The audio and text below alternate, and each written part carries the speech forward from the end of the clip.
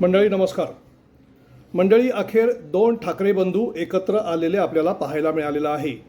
5 जुलैला मराठी भाषेच्या संदर्भामध्ये जो मोर्चा निघणार आहे मुंबईमध्ये, त्या मोर्चामध्ये दोन्ही ठाकरे बंधू एकत्र येणार आहेत. म्हणजे तसं म्हटलं तर राज ठाकरेंचा मोर्चा 5 जुलैला होता, उद्धव ठाकरेंचा मोर्चा 7 जुलैला होता.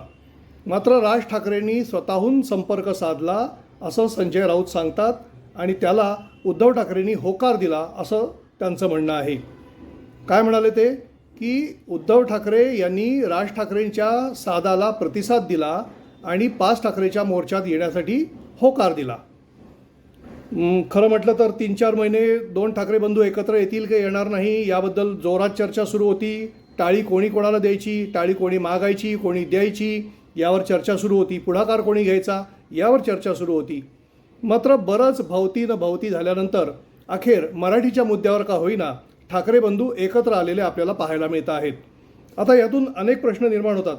खरं तर ठाकरी स्वभाव लक्षात घेता, म्हणजे मूळ बाळासाहेब ठाकरे यांचा स्वभाव लक्षात घेता, एका म्यानामध्ये 2 तलवारी राहतील का? दोन ठाकरे बंधूंचे स्वभाव लक्षात घेता नेतृत्व कोणी करायचं हा मुद्दा या मोर्चाच्या निमित्ताने सुद्धा उभा राहणार आहे. त्यामुळे याच्यावरती मानापमान नाट्य घडेल का हा प्रश्न मनामध्ये येतो आहे. आणि मग हे सगळं झाल्यानंतर समजा मोर्चा यशस्वी झाला, मोर्चा तर यशस्वी होईल कारण मराठीच्या मुद्द्यावरचा मोर्चा आहे, कोणाचाही विरोध असण्याचं काही कारण नाही आहे.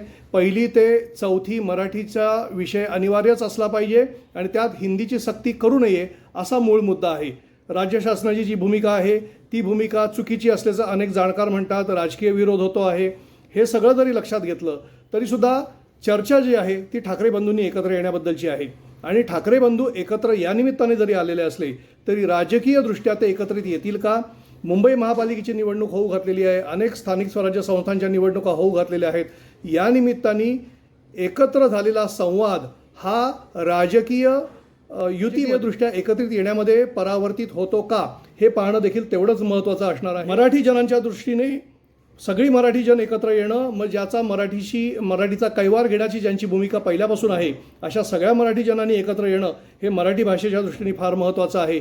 मात्र हे जे अनेक प्रश्न निर्माण होत आहेत, हे अनेक प्रश्नांची जी उत्तरं जी आहे ती येत्या काळामध्ये मिळू शकतील का, की भाजपाने राज ठाकरेंना मोठेपणा देण्यासाठी हा हिंदी भाषेचा सक्तीचा विषय निर्माण केला आहे का, हा देखील एक नवीन प्रश्न यातून निर्माण होतो आहे.